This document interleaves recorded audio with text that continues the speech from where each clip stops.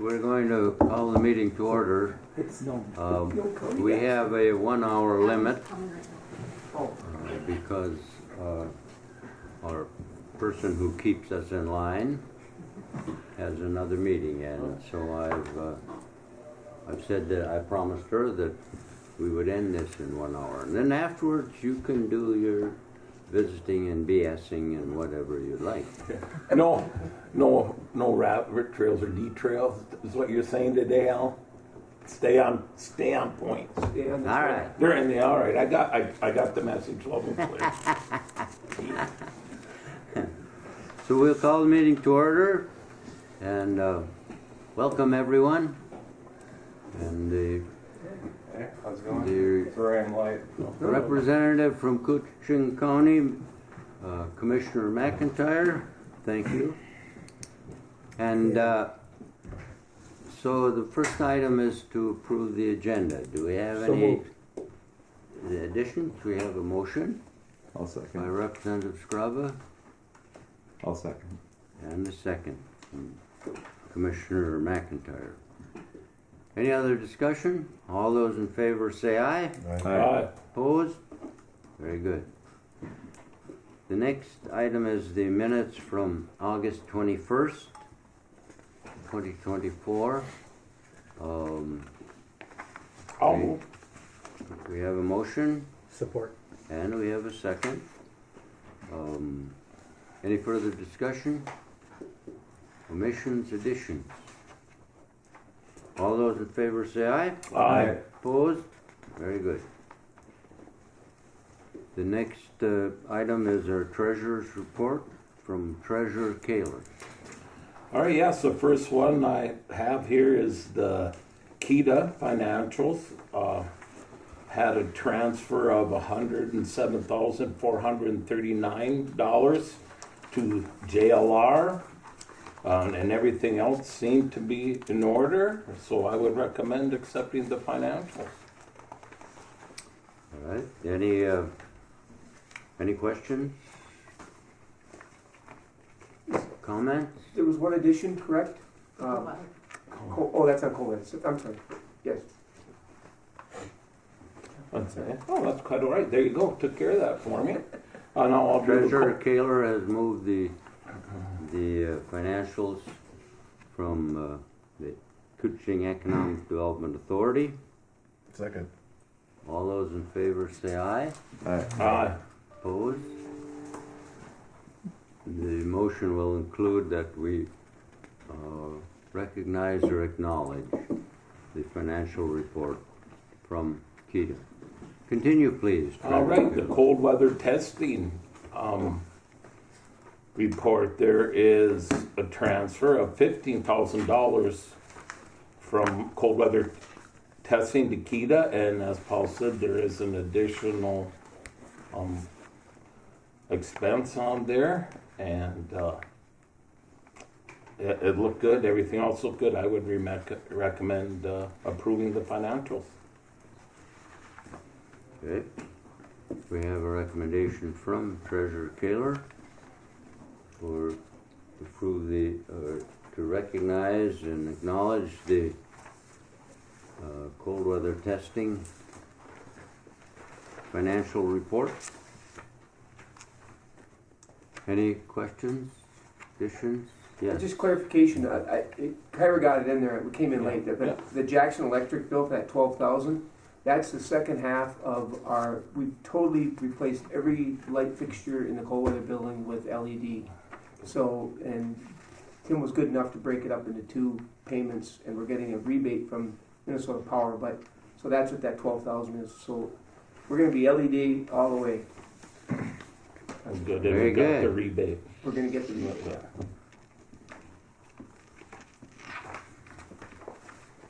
All right. All those in favor of acknowledging the cold weather testing financials, please say aye. Aye. Opposed? Carried. Thank you very much. Thank you, Treasurer Kaler. The next item is James Aston from Koochiching County Soil and Water Northern Landscape Plan, who is here to give us a presentation. Welcome, James. Thanks for inviting me. I'm the Forest Resource Specialist for Koochiching Soil and Water Conservation District is my day job, and I have several ancillary jobs. One is chair of the Northern Landscape Committee. Give everybody a copy of my little presentation, but we've been working on updating the committee's management plan. It had not been updated since an amendment in 2010. So it's been a 2-year process, and we're in the final stages of the public comment period.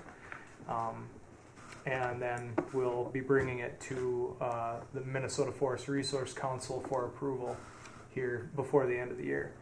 So MFRC is a governor's council. It's there to advise the governor and legislature on forestry policy.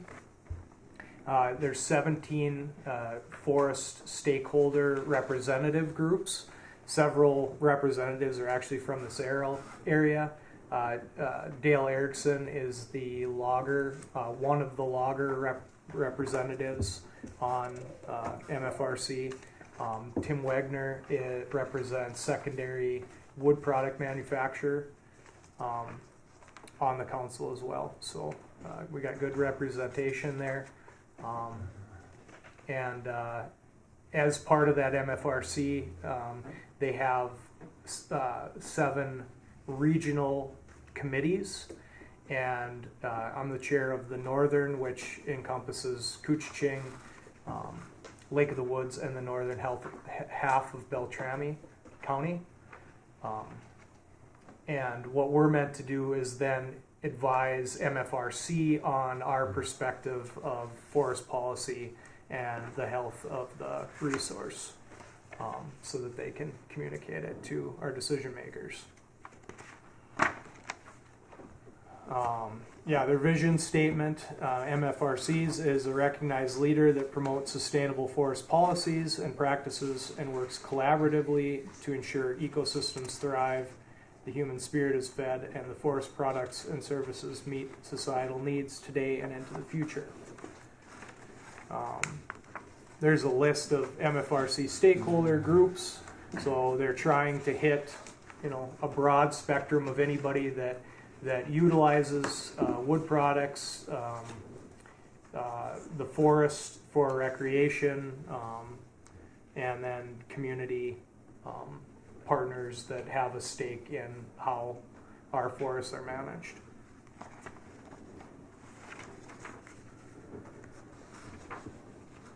So as part of this management process, and I did bring a couple copies of the draft plan. I have a couple copies, so if folks want to read those, and then actually there's links to make comments on that draft to the appropriate website where we can get them and address them. Feel free to go ahead. Is there a plan that you're operating under now? There's the 2010 plan. Yep. Okay. Mm-hmm. And So- this is the draft new plan. And this are there any major changes? It's been completely reformatted, and we've developed, and I'll go over that, how we developed the new goals and kind of adjusted the update. Okay. So it's a non-regulatory plan. It's simply to communicate the region's perspective on where our forests are at, how they're currently being managed, things that the forest management community is concerned about the future, and things that need to be addressed. So it's simply a guidance document and a way to communicate those perspectives back to MFRC and then decision makers.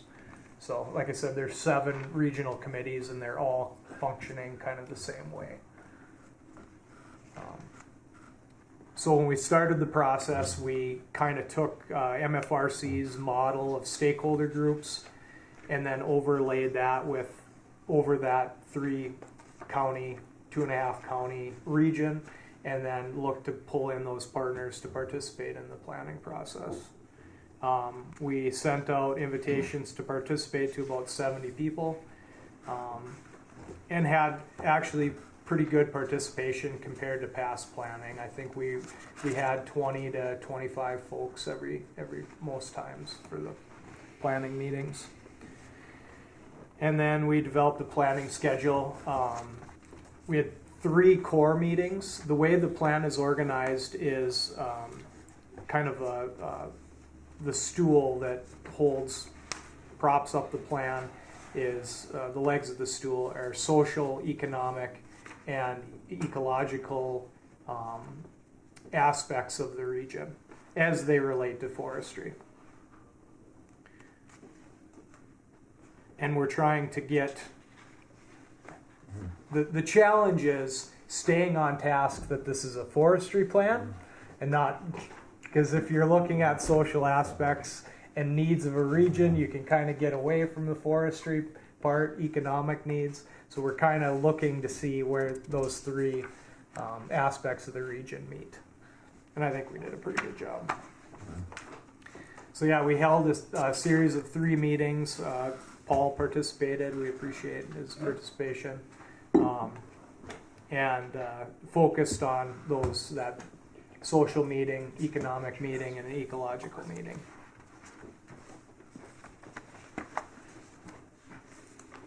So just the background of this northern region. Like I said, it's Koochiching, Lake of the Woods, in the northern half of Beltrami. That covers Red Lake.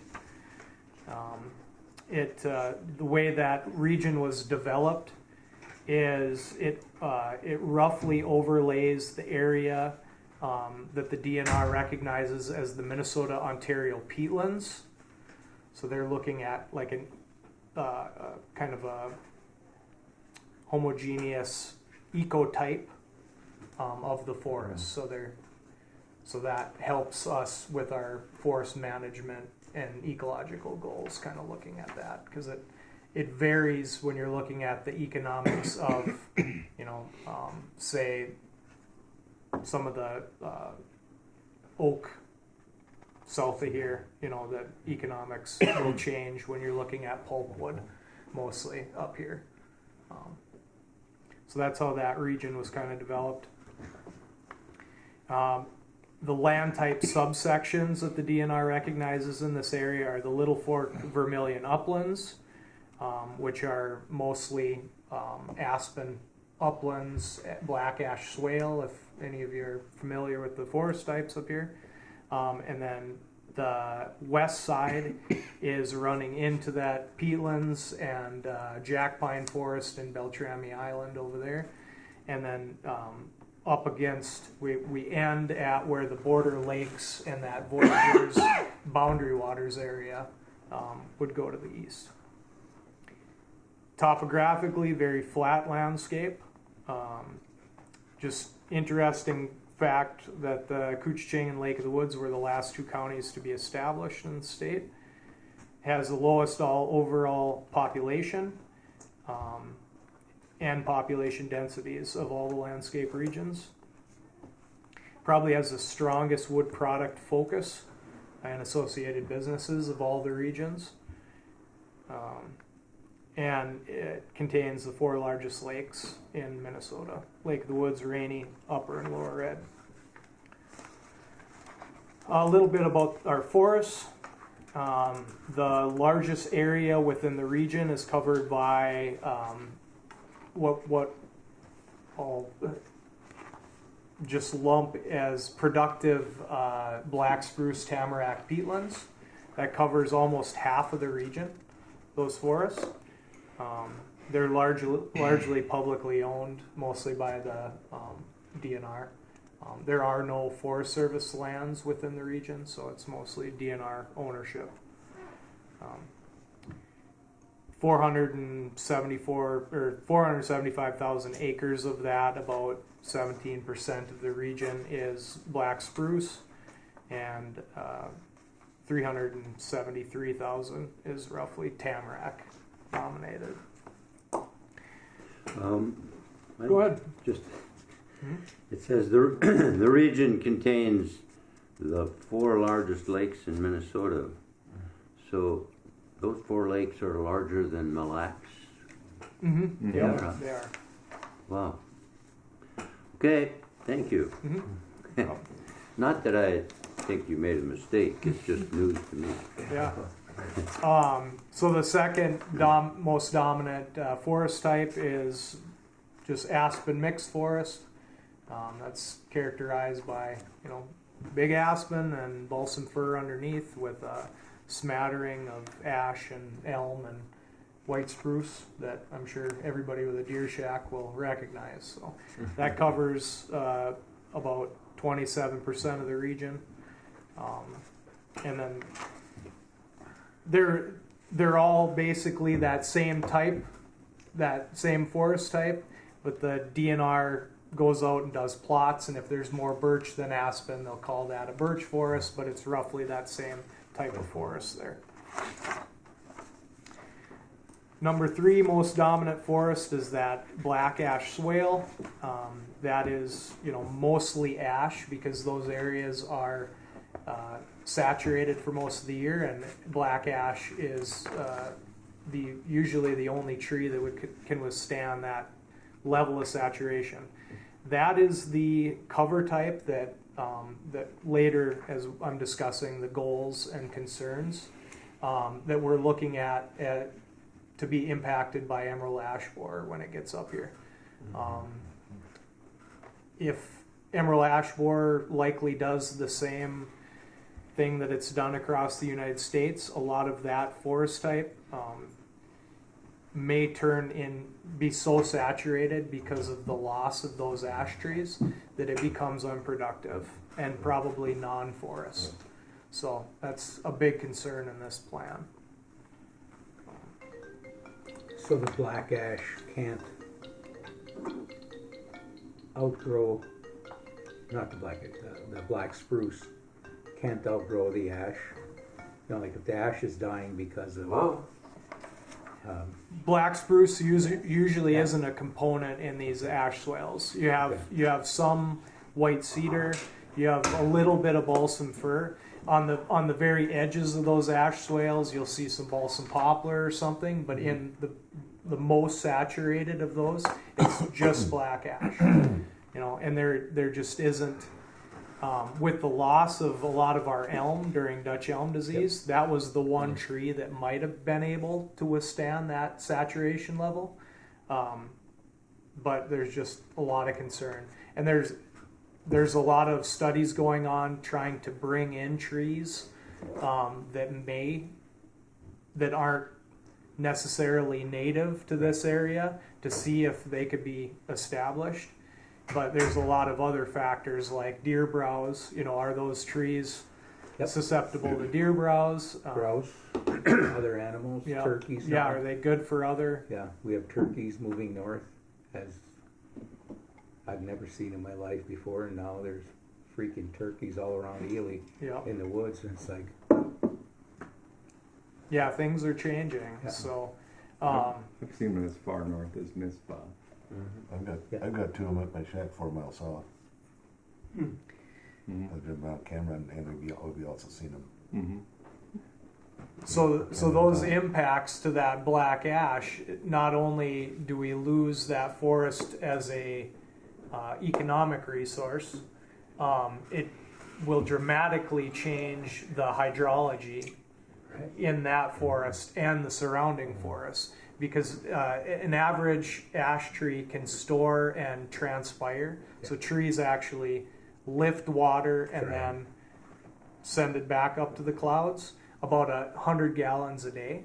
So if you lose all those trees, that's going to raise the water table and then impact the amount of water, the storage of that forest and the type of ecosystem. It'll totally change it. Yep. And in this region with that amount of ash, we're probably be impacted the most of all the regions. We have the most ash. So When do they anticipate that board is going to reach us? could be here now. Okay. But it's just a question of time. It's the most recent areas are Cass County where it's been identified. But yeah, all it takes is one person with a load of ash firewood to drive up with the borer in it, and then it's here. So.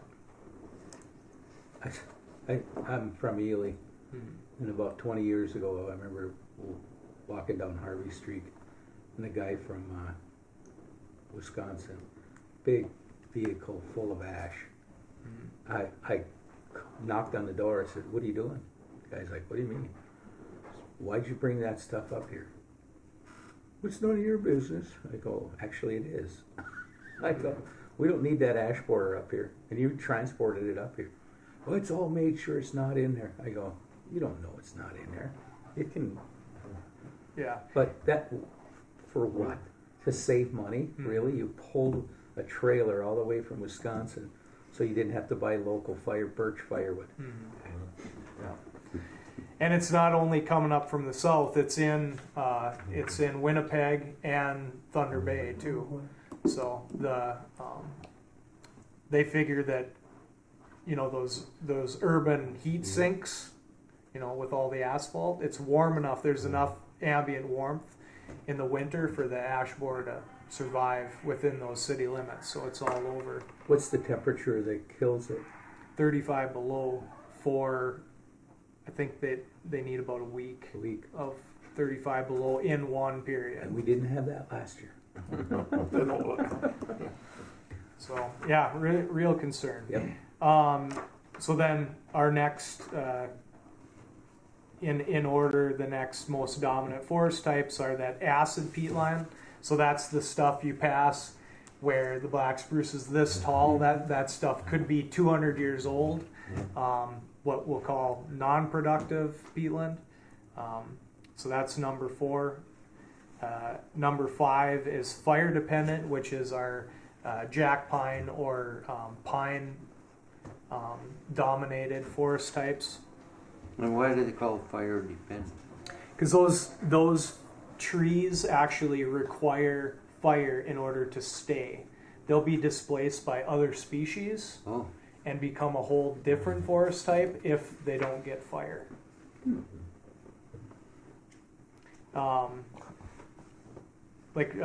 Jack pine have what they call a serotinous cone. If you've seen a jack pine cone, it's all closed up. The scales are closed up, and it only opens with heat.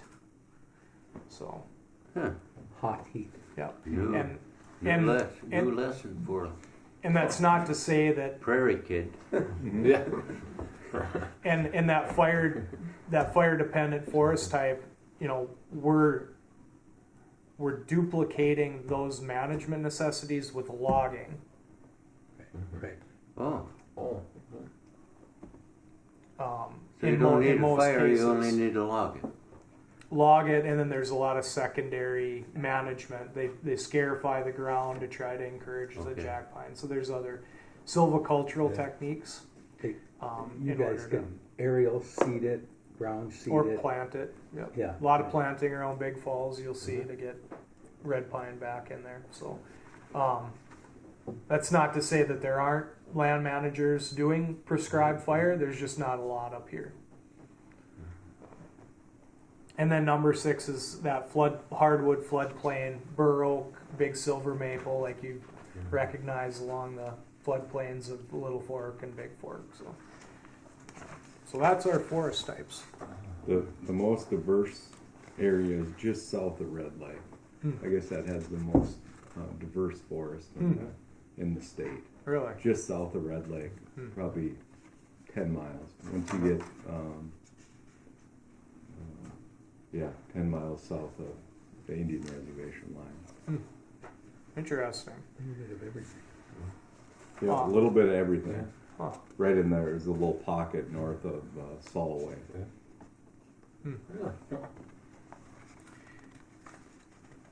So during our meetings, we gathered data and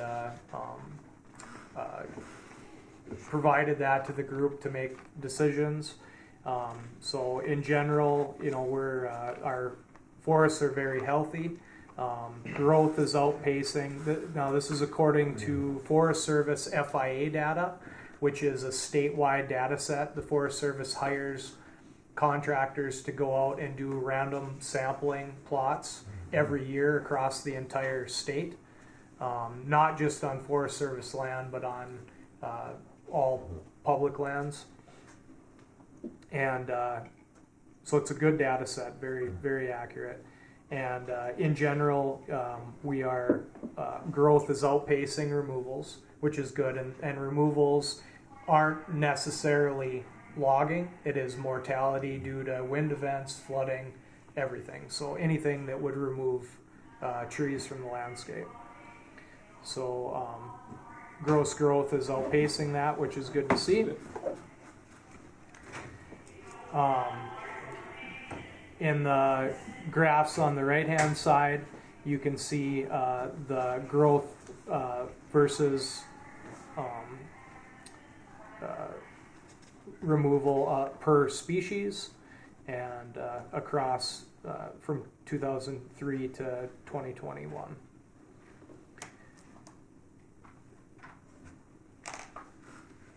And a lot of those removals coincide with, the flooding years and the drought years that we've had. We've had some really tough stretch of time for our forests. So, is there any way you can, are we taking enough wood? Are we not taking enough wood? Should we take more wood? Yeah, in general. So I didn't include the graph, but we have graphs for our two main market species, which are black spruce and aspen, which coincide with our most dominant forest types. And we have a graph that I can send you with the age classes. And this region in particular is doing a really good job of capturing that resource before mortality happens. So, something I learned on our way trying to manage the timber wolf, like why are these large deer kills occurring? Why is a pack of wolves able to kill 30 deer in a day or whatever? And part of it is management of the forest. We're concentrating it too much, and the deer need more area to spread out. So standing forests, mature forests to get out of the cold. And if we're not managing for that, and we cut and we believe blocks, but the blocks aren't big enough, the wolves just hey, this is cool. I don't have to go 15 miles. I can just do here. So the deer, quote, are at a disadvantage. We all look at it like, hey, it's just a normal forest, but it's not. It's another view from a different management. And I'm just wondering, and quite honestly, I think we're smart enough that we can figure out how to manage everything. And with these numbers, that's why I asked the question, if we're not taking enough wood, before we rush to the judgment of, let's take more wood, but let's take it so everybody benefits from it. The deer, the wolf, everyone. So. And that's what we're trying to do through these plans, because we had this diverse group of stakeholders, including wildlife managers. We had wildlife managers from both ends of the region.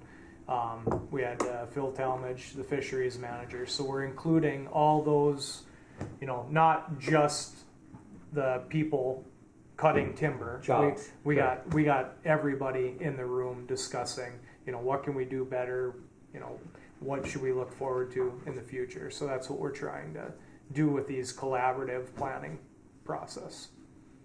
So, yeah, I got my own opinions about that deer congregation, but that I'm not a wildlife manager. And we can talk about that later. Yeah. So, Some of it is Well, private landowners who common- have a 40 or an 80 log, just their little section, and the rest is, Yeah. forest around there. I don't know if that makes 40 or 80, if that's a big enough or small enough plot. but to answer your question, the DNR and the counties are doing a really good job of doing that larger block management, but then also incorporating wildlife needs in, and that was, and that's straight from the wildlife management folks up here. So, Well, the common response that I could hear is, if you didn't get a deer that year, it was those damn wolves. There's no deer around. So it's great to hear this. yeah, and I can get you those graphs, and actually they're in the plan. And In this? Yep. Yeah, okay. So, just a quick summary of key points that came up. So we have the plan, the structure is that social, economic, and ecological focuses, and then we established goals and strategies based on those three topics. It's most of that plan, so I just kind of summarize things here. So key points are that the northern region is highly protected. So protected in this sense means public lands, lands protected by the Wetland Conservation Act, lands that are enrolled in forest conservation programs and easements. So 91% of our forests overall are protected to remain forested. Forest and timberland acres are remaining steady or growing. That was supported by that FIA data. There's a healthy age distribution in the market species, specifically aspen and black spruce. Forest products industry remains the top employer, but is struggling in this region. Overall, regional population is decreasing and average age increasing, which I think everybody here probably understands. Property land ownership is increasingly absentee, which is impacting forest management, things like you're talking about. Discussions about emerging non-traditional wood product markets. So decorative birch poles and spruce tops are becoming major income drivers in some of these forest types. So there's a lot of discussion about that, and then how that then impacts forest management, and creates other issues for forest management. There's a lot of theft happening in these markets, or for these specific products. So it's kind of bringing up whole new set of issues for managing these types of forests. Outdoor tourism is increasingly becoming more important in this region. So we don't want to, we want to make sure we hit on the fact that our forest management decisions do impact, and vice versa, the tourism in our outdoor areas. So, and this is what I see coming down the pike is, we have more and more folks just walking the woods, just literally walking the woods, and they're seeing the forest for what it is, which is, what I want people to do. But then their bias start coming in. You're not cutting these trees down. Well, the reason you're seeing this forest is because it was cut down, and we're growing it to cut down. And somewhere in that education, the reason you're seeing deer here is because it is not a mature forest. We don't have in Canada where you got miles and miles and miles and hundreds of square miles of pine, and there ain't a living thing around it, very few, and it's like, that in itself is its own beauty, which you can see, there's some birds and that in there, but trying to educate people, our Snowmobile Trail from Ely to the North Shore, we go through a myriad of logging sales, and when I'm guiding people, I stop and tell them, look how cool this is. Looks pretty bad. I go, come back in 5 years. Remember the stuff we just drove through? Yeah, that was 20 years ago, and you just educate them. Then they don't look at logging as scarring the earth or wrecking the earth. That somewhere in there we need to educate people, and I don't know if there's anywhere in the plan for education, just to keep everyone up to speed. Why there's a a reason for what they're doing. Yeah, education's a big part of it. All those partners at the table are trying to do the same thing, explain, that, and I do, that's my primary focus at my job. We're the Soil and Water Conservation District is there to provide conservation for public entities, where the DNR is managing, for DNR lands, Forest Service for Forest Service. We're there to help. We're there for the public.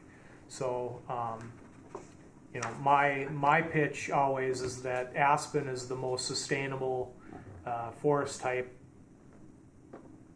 in North America, maybe larger, because it's the only dominant forest type where you can remove it and not kill the tree. The organism's still growing. The organism's still alive under there. There's been The some Wasatch, the study that's the largest living. Right, yeah. There was a lot of, when I first went to forestry school, they were saying the oldest trees on earth were these desert cypress and stuff. And now they're revisiting that and saying, no, these aspen can withstand large scale disturbance, whether it's earthquakes or anything, they might be thousands of years old under there. So, yeah, pretty interesting. Yeah, it is. We had a lot of discussions about peatlands. There's a lot of talk about peatland restoration of those historically drained municipal ditch areas, and how that may be the restoration used to generate carbon credits in the future. So had some lengthy discussions on what that might mean for forest management, what that might mean for the landscape. So we're not at a point where that's happening yet, but it's good that we're talking about what that means, what the benefits are, and then what the potential drawbacks In the might legislature this year, there was a bill to ban logging in peat, like the black spruce forest and everything. And I called land managers in Itasca County, St. Louis, Cooch, everyone was like, oh, no, not yet. We're not there yet. But the legislature was hell-bent on doing it. Yeah. And it was like, what are you doing? And the author, I asked her, I said, why do you... They just told me I needed to do this bill. And I go, I know, who are they? Can we get to the root of this issue? Because I logged for 7 or 8 years, and I understand how these, like you said, you can have trees this high that are 200 years old, and they're not eating up any carbon. I mean, they're not doing their thing, And that's where that connection between forest management and our social and economic needs, if we stop managing black spruce, which is the primary softwood that the mill takes, that would have pretty damning effects for the communities up here. So,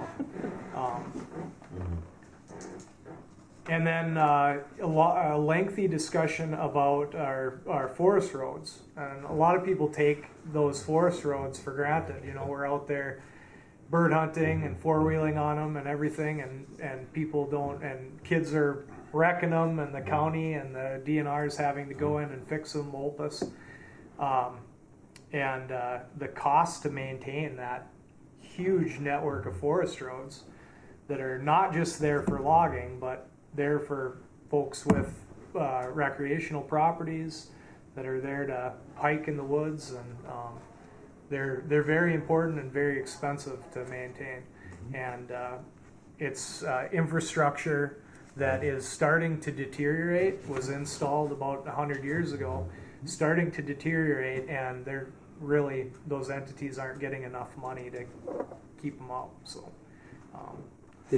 did build come up in any of your discussions? I mean, that's a funding mechanism. We're not specifically. That would be for the entities managing those roads to find funding. We're just recognizing as a collective group, these are important to everybody here at the table. So, James, I hate to do this, but we're on the clock here. Can you kind of wrap up in the next 5 minutes? Yep. Sorry to put you through that, but No problem. this is a good topic. We could spend a lot of time on it. But Yeah, so we'll just go through the rest of the key points and then I'll be done.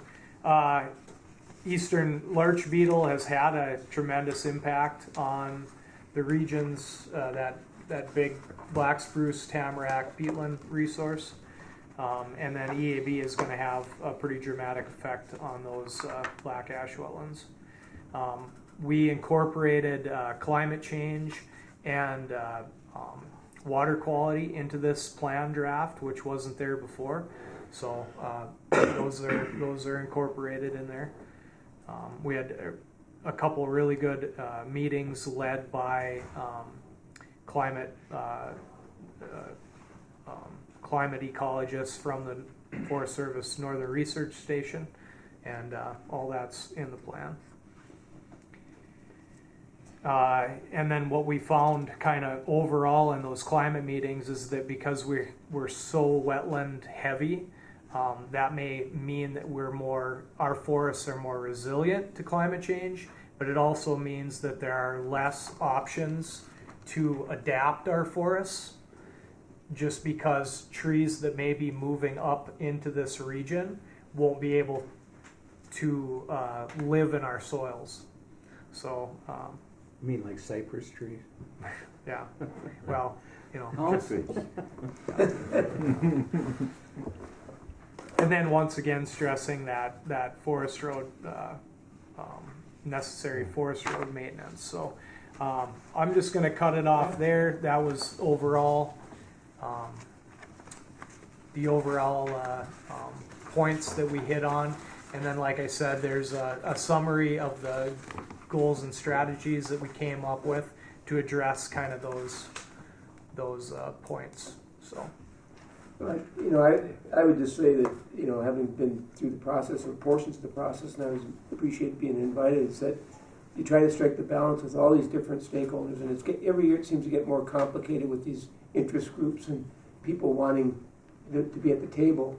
So to balance all that out, and there were some really smart people around the table. It was a good process to go through, but the pressures on these, for recreation and for people putting up fences and gates, and they want their own little piece of, absentee, and all the challenges that are represented here. So it's a good process to go through, and at times clumsy, but appreciate all the effort though. Yes, thank you. It was Yeah, a great thank you. presentation, as I said, especially for a kid from the prairies who only understood green. Yeah. I'm in the same Or a boat. county You that know, lives here. Yeah. I'm in the same boat you are. Yeah, I know. Anyhow, thank you So very much. Yeah, no because I'm a problem. townie. Great. I You are, so, yeah. and you are a great resource Yeah. for Yes. the rest of us who have. yeah, if you have a chance to read through the plan, and if you want a digital copy sent to you, I could do that. And then feel free to express your concerns or questions or whatever, and we can address them. Could you send a digital copy to here maybe? Yeah. And then Mhm. you can get it to us. Yep. Um, And then I do have 2 reports, MFRC reports to the legislature. So if you feel When like did you that? want- They're the 21-22. I have not received. I don't know if they did. I think it was for 5 years, 5-year report. So, sorry. All right, very good. Thank you very much. Yeah, thank you. And we'll move on to the draft budget. Yes, Mr. Chair, just real briefly, because we've been through this exercise, but I know there's some newer folks here on the table, but basically we create 2 different budgets for the coming year for Keda and for cold weather, and you can read along with the narrative or just read through the narrative, but basically we're very consistent year over year with our budget. This year we're forecasting a 5%, representing a 5% increase from our 2024 budget. But essentially on the income side, we get funding from 2 sources, 2 primary sources, and that's the IRRB and the cold weather testing revenue from our facility here at the airport. again, our operating budget here for the office has remained very consistent and conservative over the last 10 years. And, you know, we indicated last year that we would try to go back to the city and county for at least some sort of initial funding to help support, because we do not get any funding at this time, but understanding the constraints that they're both city and county under, we're not going to ask that. But at some point in the very near future, we're going to have to ask the city and the county to contribute even a modest, you know, $25,000 a year, which would basically for both, that's $50,000, which is 2 months worth of operating for the office here. But we'll get into that as we discuss further. But and then again, the cold weather income provides the shortfall between what we have for expenses and then what we get for revenue. And so Kyrie does a calculation based on where we're going to be starting January 1, what we're anticipating from cold weather testing revenues, and this year we're looking at 16 weeks of testing. So we use that cold weather to offset the shortage that we have on the income side. There's some other sources that we get, minor sources of income, but they again they're in your narrative. And the expenses again very consistent throughout. And then I would just say for the cold weather testing budget, that's a little trickier because trying to anticipate, you know, snowfall. The biggest expenses are the utilities, obviously, for the cold boxes, snow removal, and then ongoing on-site management. So it's a little trickier, but I think we've done a good job over the years. So I'll just leave it at that. But again, we're anticipating 5% increase from 2024. Has the IRRB portion ever increased? Based on last year's tax rate. Yeah, it's based on a formula, so it's been fairly consistent. We're 84,000 last year. We're anticipating about 85,000 this year. Yeah. It's not a set amount, huh? No, it's based on a Interesting. formula. Interesting. Yeah.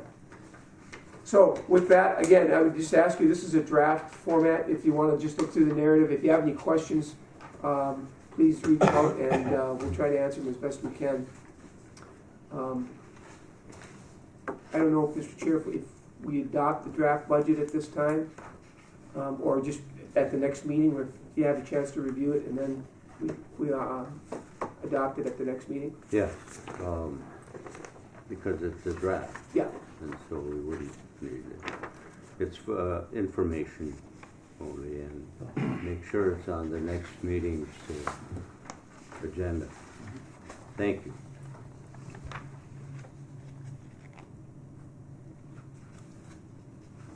Okay. Next item is the IRRR funding resolution. It's in your packet.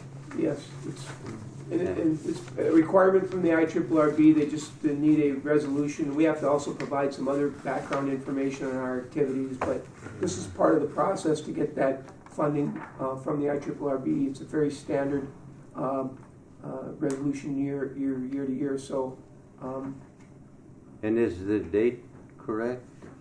It's September, which is today's date, but Vicky Roach is not here. And did this come from the 8/21? oh, this is the resolution from last year, just so you could see the formatting. all right. So we'll plug in the actuals. Okay, all right.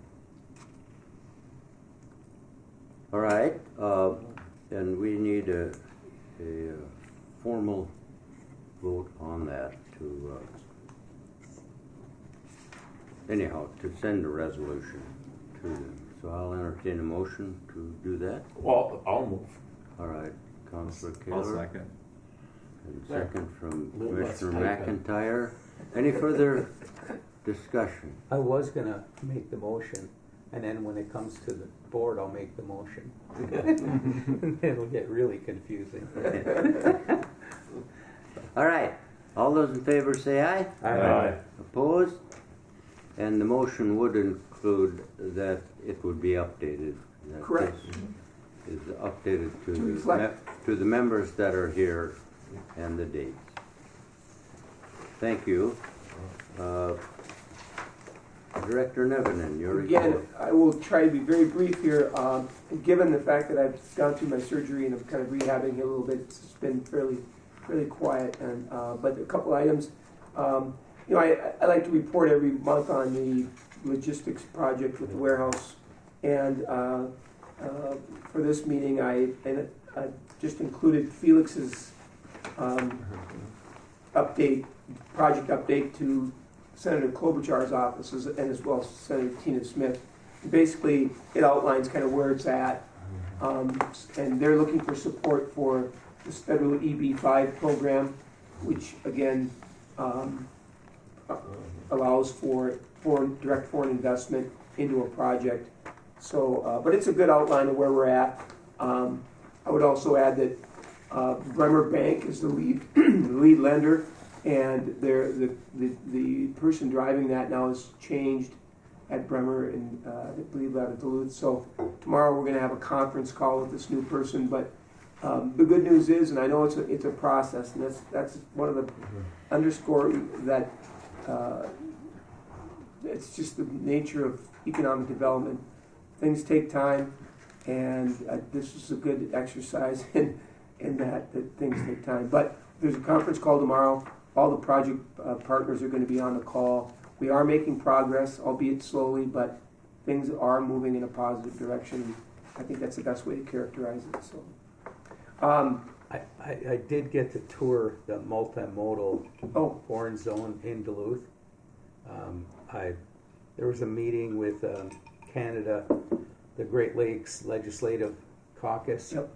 We all met down in Duluth, and we got in a bus and they gave us all these tours and that. So it's exciting to know that you have this here, that you can help them. And I don't know if you've reached out to them at all. oh yeah, Because it was like, it's impressive. Just in the last 10 years, the growth down at the port in Duluth too. go ahead. But I would just a couple of other items. The other one I would just point out was that we got to go on the Berger Peach site tour a couple of weeks ago at northwest of Big Falls. It was impressive in the scale of it. County commissioners were involved, some representatives from forestry staff, City of Big Falls, and DNR and Army Corps, all these other stakeholder partners in the project. But the Berger folks were there talking about kind of the progress, and you can see they built a road into the site. They cleared a lot of, or a big chunk of the initial phase of this, and they started ditching because it's incredible. You talked about water and how much water this peat area holds, and a big part of the process is draining it and then harvesting, and it's going to be a while yet before they actually begin harvesting. But they did want folks to know that they did renew their lease with the state, and they're working on the 404 permit with the federal permit, which is a tough one. But they're committed to moving forward. So, What are they going to use the peat for? They use it for commercial. They don't sell like to big box retailers or to those big greenhouses. Yeah. They work with commercial growers. So it's in California, Florida. Driscoll strawberries, Yeah. and you see in the store here, and they sell it to them by the ocean liner. Yeah, Wow. huge volumes, and that's Okay. So it'll be interesting to see when they actually begin harvesting. But they've got a lot of challenges ahead of them, but they've made progress. And again, this has been a long road. I included a couple of things in your packets as well, and just one of them is the annual report from the Foreign Trade Zones Board, and it's just a recap of Minnesota. And if you turn the page on Appendix D there, you'll see Koochiching County in there. And that is, again, through DigiKey over in Thief River uses our zone. So my hope is that Felix gets this project going, and we'll see even bigger numbers, and it will be based here. But you also get a chance, if you look at Appendix B, the main foreign status products received in U.S. So, it's the whole gamut of things that are received and used for FDZs. So, yeah. With that, I will turn it back to you, Mr. Chair. Thank you. Any questions of Director Henry? Mr. Chair, I would ask that we bring this back next month, talk a little bit more about the peat. Bring what? Bring it back to agenda next month so that we can chat a little bit more about the. Oh, that we you have. mean the peak? Yeah. Certainly. Yeah. If you would put that on. the- Yep. All right. And me. And we'll move on to other city-county updates, which we all look forward to. I don't really have nothing, cause if you want here, you can come tonight to the candidate forum and I'll have some stuff All maybe right. for you. And to keep us on track here. See, that's good for Pete. Anyone else? They were standing up walls at the jail yesterday. Yeah. I think they got 8 or 9 of them up, so that they had a big, huge crane. Yeah, I They see even that. picked up an extended boom lift and lifted it onto the other side of the wall with the crane. So a 25,000 pound man lift they lifted over the top of the wall. Pretty impressive, really. Yeah. That's good. It's hard to have a jail without walls. All right. I have one Anything else? I have one thing, Mr. Chair. Yes. In Little Fork, I think on the 29th, is a dedication for their new Veterans Memorial. And Oh. it's right downtown. All right. Excellent. You want to repeat that date again? I What? think it's 29th of September. Just next few days from now. All right. Oh, yeah. Oh, yeah. I do have one thing. Are you done? Yeah, I'll get more next month. Okay, I'd be remiss, we do have thank you, the open house at the AB Apartments tomorrow, at noon at Bacchus. And there's gonna be, after the ceremony, some people talking from what I understand, then there's gonna be tours, and tours are gonna be extended till about 7 o'clock at night. Oh, So wow. people- And another quick note, there were like 175 applications for 17 apartments at this time. Wow. So, Wow. I would suspect- Housing's not an issue though. no, yeah. And I was at a Koochiching meeting yesterday, and they told, yeah, so. Okay. And you said from what time? It starts at noon, and then afterwards, however long the ceremony To part. 7 p.m. Yeah, there. Back us at noon. Yeah, back us up. And does it require an invite or No, public's open. come Yeah. as you are, Mhm. whatever time? Yeah, All and right. like I said, until 7, there will be tours for those that are interested. Thank you very much. All right. Next meeting. Yeah, this one got rescheduled, right? Yeah. That's why we're here now. Yes. So we're looking at October, and our normal meeting date is the 3rd I can take this home. Wednesday, Cheers. which would be the 16th, October 16th. That works for me. Anyone? All right, that's it. It'll be October 16th, 10 a.m. in this room. Any other business? Thank you very much. Thank you for your attention to the schedule. And the meeting's adjourned at 1 minute.